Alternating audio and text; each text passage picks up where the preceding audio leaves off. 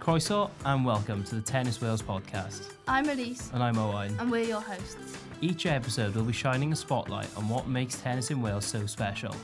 From the people driving the sport forward to the stories shaping its future. So whether you're a player, a coach, or just love the game, sit back and enjoy as we dive into the heart of Welsh tennis. Welcome back to the Tennis Wales podcast. Today's episode is about one family and three completely different journeys shaped by the same sport. We're joined by Hailey, Matt and James Story. From junior tennis in Cardiff to US college programmes, the professional circuit, performance coaching roles and girls development initiatives across Wales. The Story siblings show just how many directions tennis can take you. We'll talk about sibling rivalry, standout junior moments, stepping away from competition, the American college pathway, coaching philosophies, and how their shared upbringing still shapes what they do today. This is the Story. Let's get into it. The story. Okay, right. So to start at the beginning, who picked up the racket first and how did it become such a big part of your life? Well, that definitely would have been me. So I've got a few years on these two. So I think I was about 10. And my dad basically got me into every sport that he could. So I was swimming, I was in hockey, I was in netball, I was in everything. So he thought I'll chuck her into tennis as well. So he took me to Lisbon Tennis Club, which is just basically around the corner from their house, midday on a Saturday. And it was Geraint Richards, who I ended up being in like a group lesson with. I think Geraint Richards does like GB wheelchair tennis now, so he's like proper into that. So I started doing some group lessons with him, and he was like, to my dad, what are you saying that she's kind of never played before? You know, because I just kind of took to it quite naturally, which was great. And so then he kind of pushed me onto a bigger club. So we ended up actually becoming members of David Lloyd. I got into some individual lessons there with a guy called Loz, moved on to having lessons with Adam Bond. And then I eventually moved on to go into Bolton Arena Tennis Academy. But that was kind of how it all started. And I think when I was at David Lloyd training, that was when Matthew kind of picked up a racket then, wasn't it, when you were pretty young? Yeah, I did a similar thing with, remember earliest memories of Dad taking us down to Lisbon with a huge bucket of balls and just feeding us hundreds of balls each day, you know. Yeah. And then, you know, the earliest of kind of my getting coached was at David Lloyd Cardiff with my first coach, Rob Myers. And then it almost just clicked immediately, I think. But yeah, it's probably all thanks to Hailey picking up the racket first, that then kind of led on to me picking it up. And I don't know about, I think then James. So yeah. The ball thing. So I actually remember Dad taking me down late at night to Lisbon Tennis Club. And I remember him he was like, oh, this is great, Hailey. I've bought a bucket of 96 tennis balls. And like in my head, I'm like, that's great, but oh my God, I know what's coming. I'm going to be at Lisbon like for 2 hours, and he's just running me side to side, you know. Yeah. You know, I loved it, but it would be in the rain, dark, whatever it was. He was taking me down there to work hard, so it was fun. Yeah. And then what was one of your earliest memories of you all being together? We spoke about you two. And when did James join then for three of you two together? I think like for the most part, I was probably just the annoying younger sibling that would run around the back of the court pretending to pick up the balls but probably hitting them further away or something, you know. And that's, I think, my first exposure to being on a tennis court. But yeah, I think then first time all together was probably honestly just like in our back garden. Yeah. We had a little mini tennis net, didn't we? Well, we had one of those zig nets, and we had patio just big enough for it to fit horizontally, and we would spend hours out there with a sponge ball, little rackets, and we'd play tie breaks, wouldn't we, like winner stays on. We'd get so competitive. And I mean, we would be that competitive that if we won a point, we would pretend to be the crowd. So like, it's embarrassing, but if I won a point against Matthew, we'd go, yes, Hailey, from the crowd, you know? And it was just hours and hours didn't we spend out there? And you must have been like 3. Oh, I was really young, you know, taking in, I think that's where I first became competitive. You know, you don't want to lose to your Yeah. siblings. I probably did beat you, but like it was like It's just the competitiveness coming out now. Yeah. We'll just start trying to claim but who it beat started, who. and- it started from a very young age, didn't Yeah, it? yeah. And you know, we would be playing in that garden for hours on end. You know, pretty much on the bark in mum's flower beds. You know, just finding balls, getting a chance to play whenever. So yeah, I think that's kind of the first memory that sticks with me Yeah. of all of us together playing, and that competitiveness has always been there. Yeah, 100%.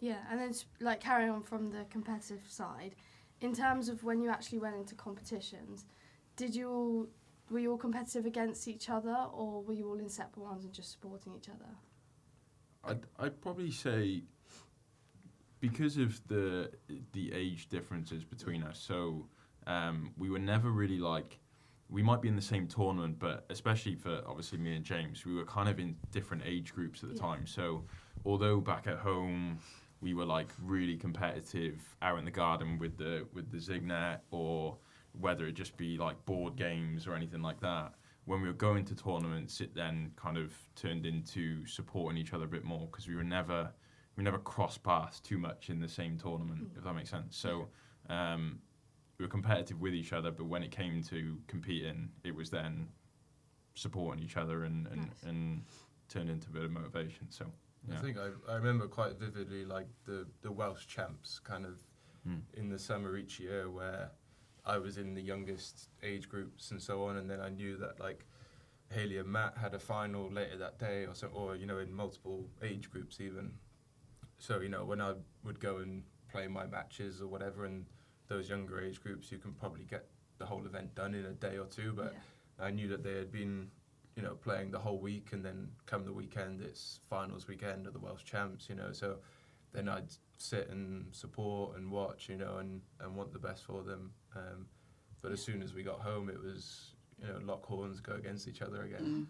With those tournaments, we were there the whole day, you know, and our poor parents, because it might be like Matthew had a match in the morning, I was in the afternoon, or whatever, and James was later. So we would pack breakfast, lunch, possibly snacks, because we knew we were there for the majority, and probably the whole week normally. Yeah. And quite often we'd host other people as well, you know, so during that week we'd have 4 or 5 extra people staying at our house, where mum was making lunch for them as well, you know, and She loved it though. they would be in, you know, multiple singles, doubles events, whatever, and it was always a great time of year because everybody was supporting each other, you know, even if you did come across each other later on in the tournament, you get back home and there's all these people staying with you, mums, you know, putting a hell of a week together, cooking, hosting all of us, but yeah, it was really good fun, and we'd support others outside of just us three, so I feel like we had a good kind of relationship and finding the balance between being competitive and being supportive with family and friends, you know. Yeah, nice. Clearly you're all quite competitive, especially with the court out in the back garden. Let's be honest, who hated losing the most of you three? I wonder whether we'll all try and claim that title. 'Cause that's a good I know I hated losing, not just in general, but especially if we were playing in the garden, or if it was, like I said, board games or anything that we could potentially be competitive in. Losing was just like the last thing you wanted to do, especially against your brother and sister. Yeah. So, but that's, I don't know, it might be the same thing for I you think two. so, and also because I was older, being a boy, being a girl doesn't really matter to me. Yeah. So I wanted to beat them because they were much younger. You know, there's 6 years between me and Matt, 9 between me and James.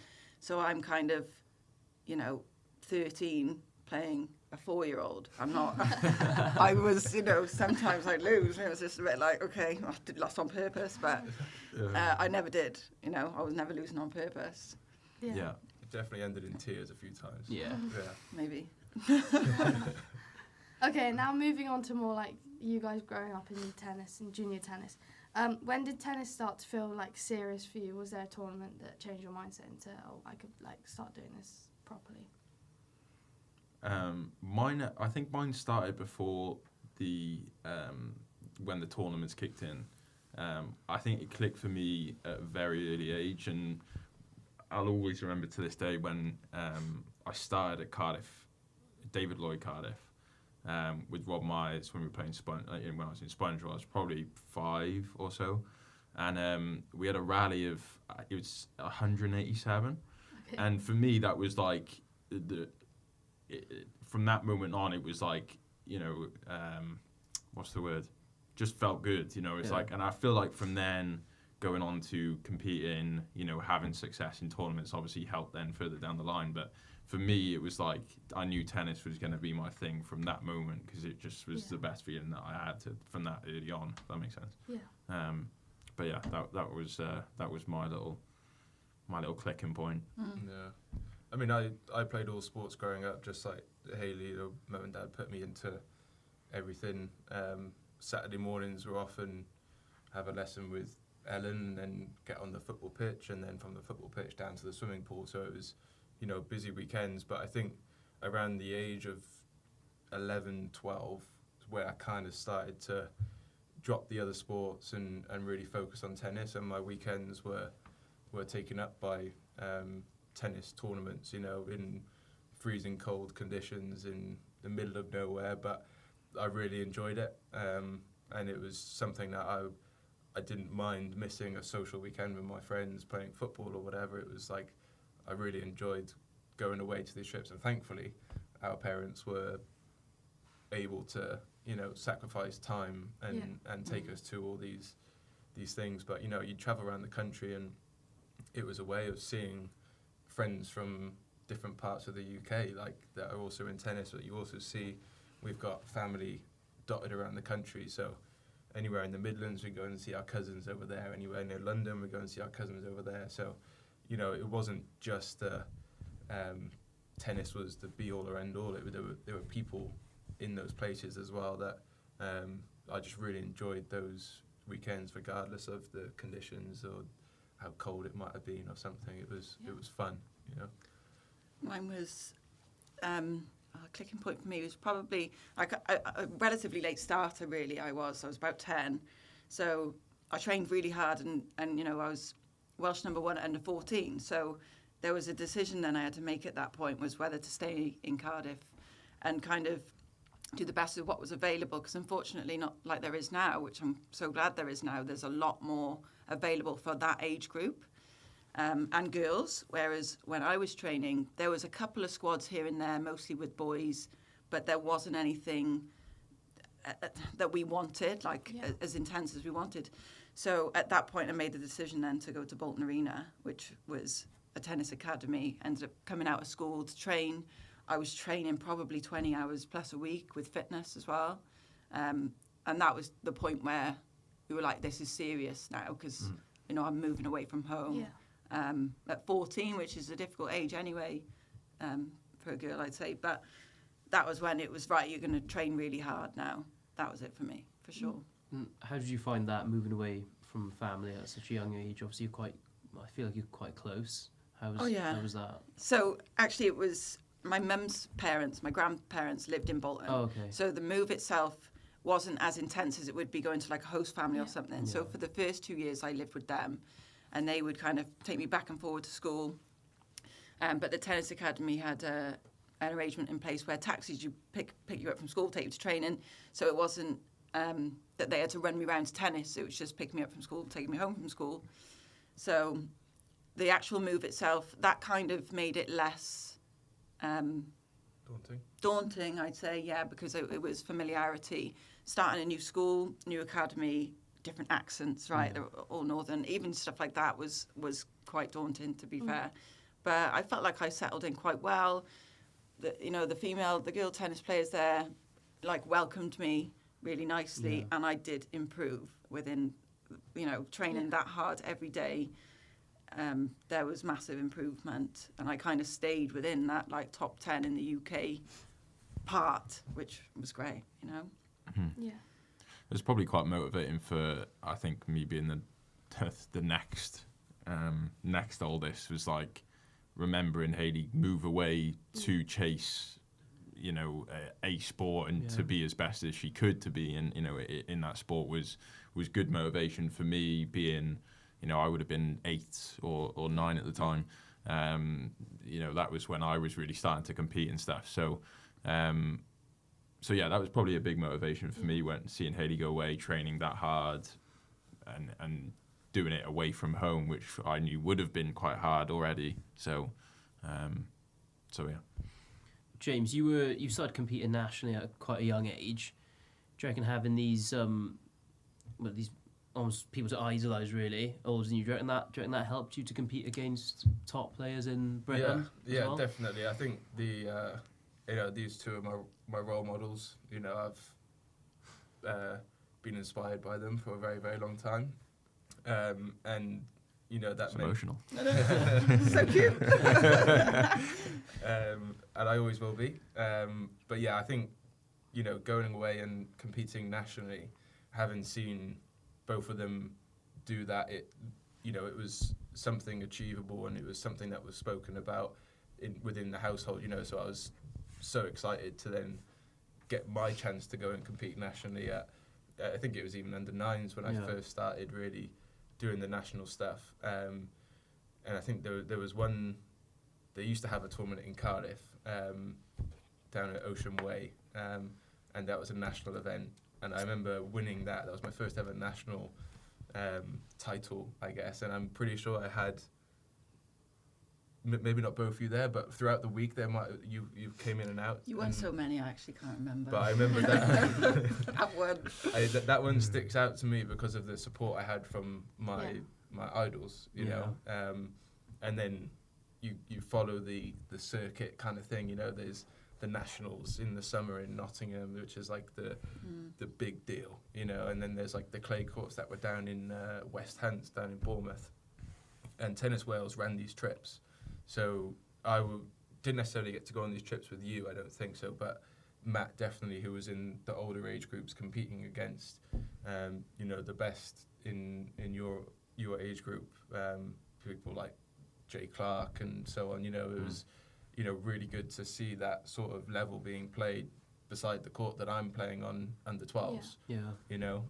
Didn't you guys win the doubles down there?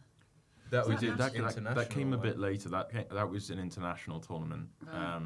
So we went back to back doubles titles. It was your first two ITFs, I think. It was my first ever ITF points. Yeah, we got in Edinburgh.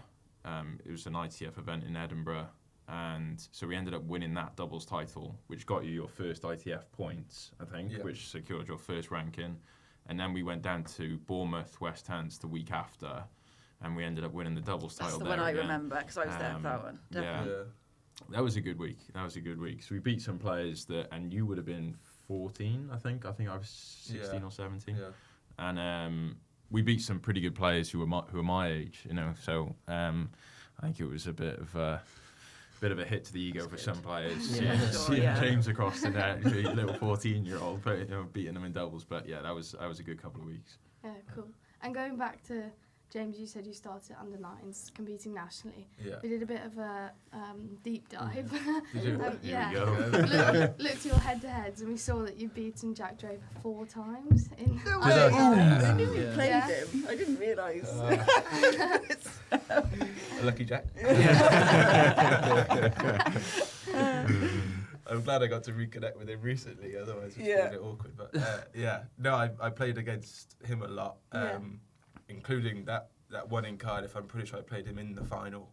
And I was good friends with Jack growing up. We played against each other a lot, and through competing against each other, you know, we spent a lot of time with each other at these tournaments, and our parents got along well. And then, you know, there was a lot of other names at that time that perhaps aren't playing tennis anymore, but you know, if I was to see them, I'd love to say hello. And I'm glad I've got a winning record against Jack. Yeah. In the head-to-head, is James Yeah, out? it's 4.5, yeah. Come on. For love. Yeah. I think I did. I was that under 9s? Yeah. Just under 9s. Just for un- love. I Okay. think it looked like And one then it summer. went- Yeah. it As went soon down- as you got to downhill. tennis, the roles reversed. The ball's got a bit firmer, and then you start. Just keep that stat. Don't mention any of the That's other all. That's stats. all that matters right now. Yeah. Under 9s, I got you, mate. And Hailey, as the only girl in the sibling dynamic, did your experience of junior tennis feel different in any way to the boys? Did it feel different? I mean, it's hard for me to say if it felt different, but I I almost felt like we kind of learned a lot from, because I remember when we went out to Macedonia for an ITF for you. Do you remember that week? Oh my God, And that was like one of the only ITFs you ever played. And then it was almost like we kind of learned from you and then from me and then to James on the different paths and how to almost approach it, I think. So with the ITF, actually, with that first ITF, I tell you what, tennis tournaments are sometimes quite humbling. Like, especially when you go abroad, you've got to be quite autonomous in the way you go about stuff. You've got to make sure that you're kind of signed in by the right time and things like that. Whereas when you're kind of at home, you feel very, well, at home and almost like things get almost looked after for you. Yeah, but as a tennis player, especially back then, it's probably the same now, you do have to have like a sense of individuality and looking after yourself, because bit of ownership. And I suppose that translates to the court really, because other people aren't going to do it for you. You know, you've really got to work hard yourself. And at the tournaments, you've got to make sure you're warmed up on time. You know, you might have a coach there to nudge you and things like that. But for me, that's what stood out when I was playing tournaments, was you really got to look after yourself. Doesn't matter how old you are, 13, 14. You've got to make sure that you're ready, you've eaten well. So yeah, it was just having that sense of like, you got to do this for yourself. Other people aren't going to make you do it. Yeah. That type of thing. Yeah, nice. And carry on from that, like maybe a question for all of you. What, in terms of competing internationally at such a young age, what are, do you think, the key takeaways? Like, have you learned anything that you've taken into later life and on and off the court? I mean, I think for me, it's like a tennis match goes through like there's phases and there's like really stressful moments in matches and stuff where they feel like a massive deal in the moment. And I feel like I take a lot of that into my personal life. And it could be something to do with travel. Like I'm perhaps running a little bit late for a flight, whatever, and I'm stressing. And then I'm on the flight and I'm like, God, why did I stress? You know, like what was the need? Like it's these little moments in matches, like you can stress in them. If you come out the other end of the match and win or lose, like if you've learned something from it, like it's only positive, you know. It's like all these little things that happen in a day-to-day life, you know, like it puts things in perspective. I feel like that's where tennis is really good at relating to, you know, things really aren't that big of a deal, you know, like little inconveniences in your day-to-day. It's like, just don't stress about the little things. Like there's bigger things out there to worry about that could be a lot worse. So for me, I think tennis has really put a lot of life things in perspective, and I think I'm quite a calm person for it. College, American college is a great place for that, and it's just like you move, and Hailey at an earlier age moving away from home. I know, for me personally, that transition onto that was like you just learn how to grow up a little bit in a way. You know, taking care of things yourself, but then, you know, getting into a match and this kind of similar, like James said, similar stresses, similar worries. You know, are you before the matches? Are you stressing? Are you? One thing that me coaching now, especially with a lot of juniors, is talking to them a lot about their mentality, and because I think that's like one of the biggest things to make a junior like stand out is how good they play in pressure points and how they handle match nerves and how they can perform through those sort of things. So didn't want to hijack your answer there, but I just kind of led on to what I was saying. But yeah, Matt, you mentioned the US college system. Then how what made that pathway appealing for you? I love team environments, so all through juniors, being a part of the county teams, playing for South Wales, you know, all the way up through different age groups, representing Wales in some of the Four Nations events. Team aspect for me was just so much fun. I obviously loved, you know, just individual tournaments, but hearing about what college can give you as a player, the facilities, the weather, getting obviously the degree alongside of it, But you're surrounded by 8, 9, sometimes 10 other guys that you're training with day in, day out.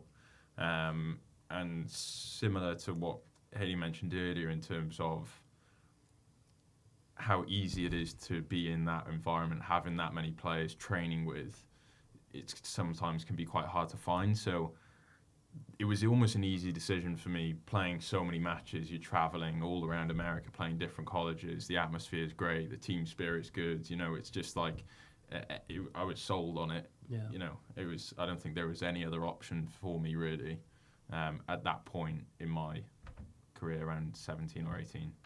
So yeah. Nice. And Hailey and Matt, you've now like both stepped away from playing full time. What like caused you to make that decision, do you think? One good enough. To be fair, to put it bluntly, yeah. No, I think I was competing probably in grade 3s, a couple of grade 2s until I was about 18. Yeah. If I'm honest, I don't think I quite believed in myself enough that I could push through and be, you know, one of the best. And looking back now, you know, I was training with the likes of like Naomi Brodie and like Liz Ellithorne and some other really good players that went on to do some fantastic things in tennis. And, you know, it shoulda, woulda, coulda, but if I had persevered and if I'd not, you know, maybe gone off and made potentially bad decisions, then, you know, who knows, you know, maybe a different path would have, Yeah. you know, come from it. But, yeah, that's it really. I think for me, it was not so much thinking that I wasn't good enough. I know I made the joke, but it was more that I wasn't like necessarily mentally prepared for it. Like I said, going through university, being in that team environment, to then potentially going professional, which is a very lonely thing. You're not traveling by yourself. You're kind of going tournament to tournament.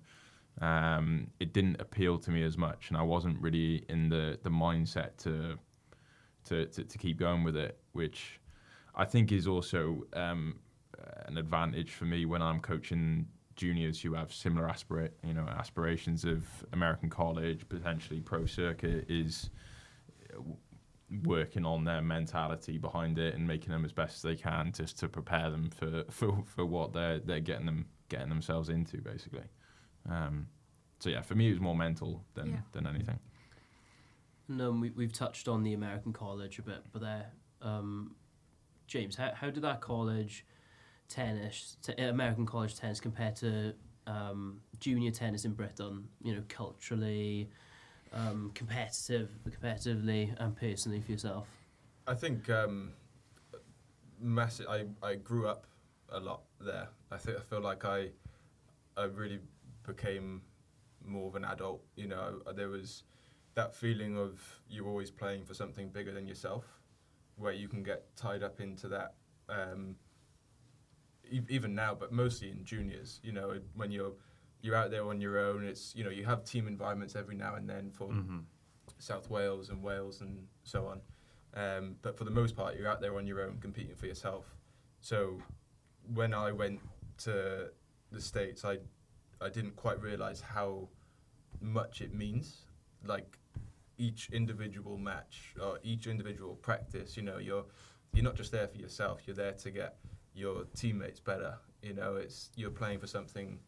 And I've tried to, you know, include that in my kind of mentality when I'm playing nowadays. And sometimes I can get caught up in the fact of, oh, I did this wrong, I did this well, or, you know, it's a lot of I. Whereas if I sit back and look at it and I think about who I'm doing this for, who I'm playing for, why I want to be successful in this sport, you know, that gives me a good kind of mental state to walk out onto the court the following day. That's where I am able to compete my hardest, if I know that I'm competing for something bigger than myself. Yeah. So college taught me a lot of that, in that it's not I, it's a group thing. You know, there's people behind the scenes that you don't necessarily give credit to very often, but they're putting in a hell of a lot of work to let you be successful. and it's trying to appreciate all those things that go on in a college team, where it's the coaches or whether it's teammates. You know, the teammates are doing things behind the scenes that they're not getting credit for, but they're doing it for your benefit. And then it's the trainers, the physios, the gym, it's the people in the offices who are providing the facilities and like getting the fundraising for you to be able to have these experiences to go and compete. So everything is just much bigger than yourself. I think that's the biggest thing I've learned. Yeah, lovely. And so now moving on to more like the coaching side of the sport. Matt, in terms of transitioning from being like playing for Wales and being a player, how do you think that's helped you go into your coaching, and what like kind of makes you so excited about coaching and developing others? I think having gone through juniors, and I have a good understanding of what it takes for a junior to be a good junior, but also transitioning into either the men's or the women's game. So one thing that I think I can bring to anyone I get on court with is a good understanding of, like I said, like the mental side of it. Also tactically, I think people miss out on a little bit. I don't do a huge amount of technical work, but I'm just a bigger believer in if you've got the mentality for it and you're a good competitor and you can work through pre-match stresses and nerves and all that sort of stuff. And sometimes it's quite hard to get through to, everyone's different, right? Everyone's like, one junior might hate the way I approach things, so I've got to work around that. And the point is if they're good mentally on court, I feel like it just takes tennis to a whole new level. So that's one area that I try and work on with a lot of the people that I do at the moment. So yeah, that's my biggest advantage of having gone through the junior and college ranks is that experience. And Hailey, how's your own junior experience shaped your coaching philosophy? So at the moment, I captain the under-11s and under-12s girls, and I played county for South Wales all throughout juniors. So when it comes to the training, which we do once a month now, but we never used to have that. But when it comes to training, especially when it comes to the events, I feel like I understand a lot of what they go through in terms of being nervous before they're going on court, because it is a team environment. You've got a lot of people watching. The cheering and the what's it called, the atmosphere at County Cup is different to a normal tennis tournament. And I just feel like I understand in those moments when those tennis players are feeling a little bit tight. I understand what they need in those moments in terms of some support from a coach. So that's where I feel like I really come into value, is when we're at those events. But when it comes to training, I also understand that if you're not doing the basics right here, then, that's kind of not acceptable at this county level. And so I'm very harsh on basics of footwork. When you're rallying, no laziness, try and get up to every ball, because I do understand that also that's going to translate into the match court. Yeah. If you're not working hard in training and you're taking it quite lightly, I don't mind a laugh, don't get me wrong, but that's going to translate into what you put out onto a match court. Like, you've got to work hard in training, otherwise what's the point? Yeah. So yeah, those two things. I understand you've got to work really hard, but I also understand what you need in those moments mentally from a coach, from the team, because I've been through it, No, that's really good. It seems like you can sympathise with these girls quite well. Yeah. And I know there's a couple of initiatives like the girls' tennis in Merthyr and in Whitchurch. What barriers are you trying to break down for those young girls in Tennis Wales? So Whitchurch I did coach at for a while, and we kind of set the girls' tennis initiative up. But it was at that time that I actually moved over to RADA. Okay. And so it was more Ellie Lewis, actually, that kind of did that at RADA. But I'll be honest, recently I do see a big increase in young girls playing tennis, which is great. And I love the fact that they do tournaments and they have girls playing against boys, because at that age there really is not massive difference in ability and speed and the way they hit the ball and things like that. So that initiative itself, I do think it's done a lot, and the coaches that have put it forward, because unfortunately I didn't actually get to do mine, I think that it's been great for the clubs that they've done it for. Yeah. And do you think having like visible female coaches is really important in like leading the growth of getting girls into tennis? 100%, yeah. I mean, if the young girls don't have someone to look up to, if they've got females that have been through the sport, got good, then yeah, I mean, I just think that means a lot more to them, because they can literally physically walk in those footsteps almost, and kind of strive to be whatever they want to be. That's what I like to put forward in the lessons is I don't want people to not believe in themselves, kind of like I did. If you do persevere and you work hard, there is no reason why you can't be as good as you can be. Yeah. There's no reason for it. Mm.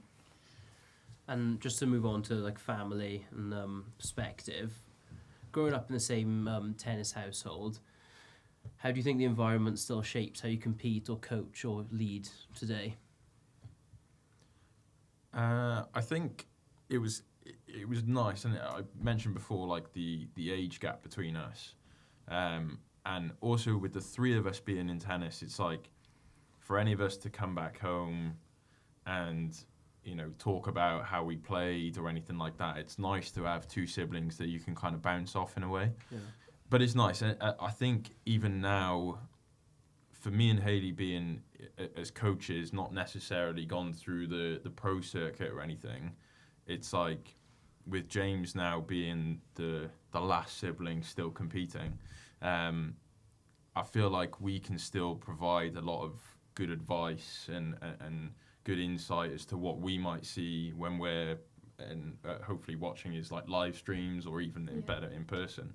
I know for me at the start of James's kind of career as a pro tennis player, as an older brother, I actually consciously took a step back because I felt like it would have been very easy for me to watch every match and call him after every match and be like, you didn't do this, you did this really good, like, and be that kind of really, I didn't want to turn into that annoying brother that just goes, like, why didn't you do this? And, so I felt like for me personally, I took a big step back, but I feel like now it's kind of well received or better received because it's every so often that I'll go, this is what I've been noticing over the last few matches, if that makes sense. So, I don't know, that might be quite fresh, but it's funny because we, every now and again, we'll have a call and it will be, without James even knowing, it's like me and Hailey going, why didn't he do this? Like, he's so rubbish today. It's not that. Sometimes we talk through it. Like, we debrief on James's tennis, but I think that's what. And then we're like, okay, so who's going to tell him? Yeah. But I think that's what makes the dynamic of like three siblings in a tennis household can bring is that support, and obviously now it's just support for James and his pro career. So yeah. I mean, we're not all under the same roof. Anymore, but and very rare. This is rare. This is quite rare. It's great to see you guys. But no, the support is definitely felt. And it's like Matt said, it's not after every single match, but we've had a fair few phone calls, like catching up. When I'm on the road for weeks at a time, and because we don't get to see each other in person often, so and I hope I'm giving that same support back, but I really appreciate everything you do, and watching my matches, tuning in, and sending feedback where you think is necessary and stuff. So we're not under the same roof, but we still look out for each other, and it's a good dynamic. Yeah, nice. And would you say that like your different journeys have given you now like a new appreciation of how varied like a career in tennis can be? Would you say? 100%. Yeah. There's different avenues you can take completely. Obviously James going off to pro. I'm still involved in tennis. It's not a massive part of my life, but when I do it, I love it. Yeah. I am playing a little bit more now, like for myself, because I've got a bit more time in the evenings and things like that. I actually now hit with Alan Jones, who was my first James's first coach. So things can go full circle with tennis. as you know, it's like a lifetime sport, right? Yeah. So it's kind of one of those ones that, I don't know, for me, I just never can fully leave. And I don't want to, Yeah. but it's like you've always got your hand in something. And I'm enjoying playing now again, which is great for me. I love the little bit of coaching that I do. And obviously, Matthew, now you're kind of full-time coach, so... Yeah, full-time coaching, and I think I mentioned before, I only work with the juniors because I feel like that's what I'm better at, and helping them through, and potentially not making similar mistakes as to what I did when I went through my journey. But like I said, I just feel like it's a sport that's just never going to leave us as a family. I'm still involved in the county stuff with the men's team, captaining the men's South Wales team, and also assistant captain the 18s county team, which is funny, which is with Luke Simeone, who's the captain. And going back 10 years, me and Luke played for the 18s county cup team together. So it's like tennis gives you these full 360 moments of looking back on things and appreciating things, which is quite nice. So I think tennis is so good at opening doors as well. You know, there's, you know, say across the college team that I've been a part of, you know, some of us have gone on and continue playing tennis, some of us have gone into coaching, but other doors have opened in different areas that perhaps was your degree's focus or something, you know, and people are now working in these jobs because of, you know, a connection through tennis has led them through one door through another. So I think you know, there's so many avenues that tennis can take you down, and I think just keeping in it, you know, like never leaving the sport. Like those doors can always be opened. If you close your back or turn your back on it, those doors won't be there anymore. You know, it's like having these options that come available because of a sport like tennis. You know, it's crazy the people you meet. Yeah. I mean, it's, like James said, the different doors that open for you, and past connections coming back to you with different opportunities. It's crazy. It's not always just players. It can be parents of younger players, you know, and it just as one conversation sometimes can just, so you never know, you know, when you're handed these opportunities, just snap them up most of the time within tennis because they are valuable. Nice. And you mentioned you've started playing again and full circle moments. So if you were all to get back on court now, who would win? Probably me. If the question's who was most competitive, I was going to ask, will it still be as competitive, or do you think it'll be more about enjoyment? Oh, we had a hit a few weeks ago, didn't we? We just booked a court, didn't we, down at Lisbon? I mean, it's definitely for enjoyment for me. There's no chance I'm taking on. I might take Matt on, but there's no chance. There's no chance. No, I mean, there's either of them. I'm not winning. I've got to be honest. They hit the ball a lot heavier than me. You know, they can move the ball around better than me. I have not practiced enough recently for me to have the confidence, definitely, for me to even think about competing against them at tennis. But I love hitting with them. You know, I do love that. I don't think the three of us have got on court together for a long time, but I did manage to steal an hour off James when he was back recently, so that was nice. And it's good fun, it's enjoyable. You know, I had a hit with you as well, but probably similar time, but, you know, it was nice to spend an hour with each of you on court. You know, we're not all there at the same time, which we rarely are, but, like, I think we'll always have that sort of, you know, give it another 10 years, do you want to go for a hit or something? Yeah. It will always be there. But when you came down to hit with me, it was like, because coaching, you're always thinking about the other person. You're never really just playing and just playing for yourself. It was like when James came down to where I coach, it was I don't have to worry about what he's doing. I can just focus on myself, and that's like kind of brings a bit more enjoyment out of it. Not that I don't enjoy coaching. It's a different kind of tennis. You know, I could just focus on what I was doing on the court, and that's what makes it fun. But we still get a little bit competitive when we. He actually won the slice. Yeah, I did win. Slice wars, Slice wars. I'm telling you, backhand slice is dangerous. But Chris Lewis special that game. I'll give him slice and volleys. Slice and volleys, yeah. I'll take that. Anything else I'm taking. Yeah.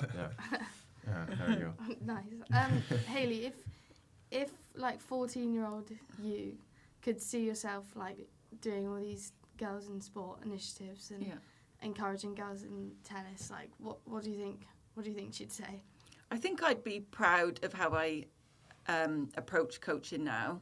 I feel like I've got a good balance of really wanting them to enjoy practicing, being on court, playing, but also like I expect a certain standard, especially with the kind of county stuff. So from that view, I think I'd be happy with my approach to coaching, for sure. Yeah. And even, when I was kind of more coaching, more recreational, it kind of tips the scale into like you want them to enjoy it a little bit more. I'm not too worried about whether you're split stepping at the right time when you're just starting and things like that. So I find I can approach a session naturally, whether it be recreational or county, and have a good level of understanding of where I should be at it, what my expectations, you know what I mean. And also, I think I bring an element of fun. So, I'd be happy looking back or looking forward, whatever I'd be doing at 14, looking forward.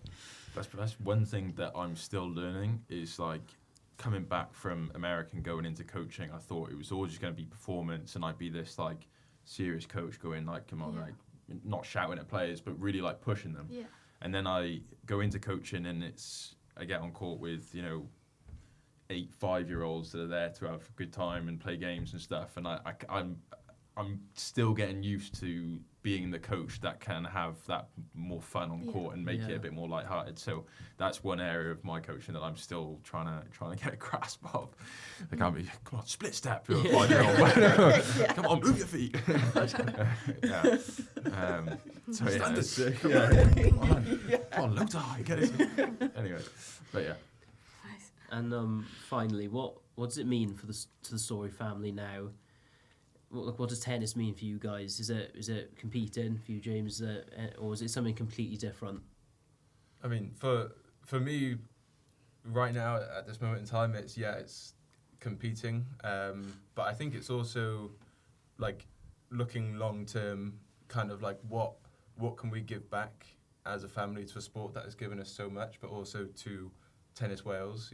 Like Tennis Wales has supported us for I don't know how many years now, but if we could give back to them in the long run, whether that's through on-court coaching, playing, representation, whatever it may be, I think that's a long-term kind of goal that I've been thinking of, and it'd be nice to take Tennis Wales to a whole new level and increase participation and performance and everything, and I think that's a long-term thing for the Story tennis family. I think it's always going to be a love, isn't it, tennis within the family.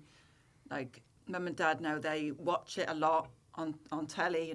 They're invested in who's winning the tournaments at those big tournaments, slams and things like that. Like they love it. I mean, they gave us so much of their time and financially that I don't think it'll ever be something that's not in our lives. Do you know what I mean? Like when we go away, very rarely as a family, if you see a tennis court, it's like, oh, where can we book it? Do you know what I mean? Like when can we get on court? It's not really like, we'll leave it. We're definitely getting on that court at some point. Yeah. It's just when. So yeah. Yeah, it's definitely a lot of thanks to our mum and dad for the effort that they. I mean, for the three of us, I know obviously Hailey being down in Bolton, but it's all the training during the week, the tournament on the weekends. They both work full-time jobs through all this as well, which is the amazing thing. Crazy, it's crazy. But yeah, in terms of like what giving back, it's just like going through. I mean, I was during the stage where there was a lot of Tennis Wales trips and all that sort of stuff, and it'd be great to continue that and try and get more performance kids through the juniors and see them go off to American college or go onto the pro tour or stuff like that. So yeah. Yeah, lovely. Probably shout out Cardiff Met for their support as well. Yeah. Didn't include that. We've trained, like Matt and I have trained here from a very young age, and I spent a lot of time here, but what they've given us is more valuable than anything. I mean, I don't know how many hours I've spent here, like gymming, training, whatever, but all the different people that I've met across the years, gym coaches, tennis coaches, whoever it may be, has supported me in a direction, and I'm here for that. So thank you very much to everyone at Cardiff Met who has paid their part in my journey so far. So Lovely. Nice. What stands out from today's conversation is how one shared starting point can lead to 3 very different definitions of success. From junior rivalries in Cardiff to international medals, US college tennis, professional ambitions, performance environments and grassroots girls development across Wales, Hailey, Matt and James show just how many pathways the sport can offer.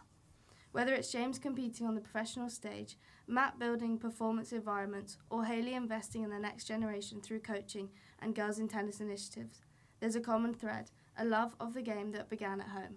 To the Story family, thank you for sharing your journey so openly. If you've enjoyed this episode of the Tennis Wales podcast, make sure you subscribe, share it with your club mates, and then join us next time as we continue to spotlight the people shaping tennis across Wales. Until next time, thanks for listening.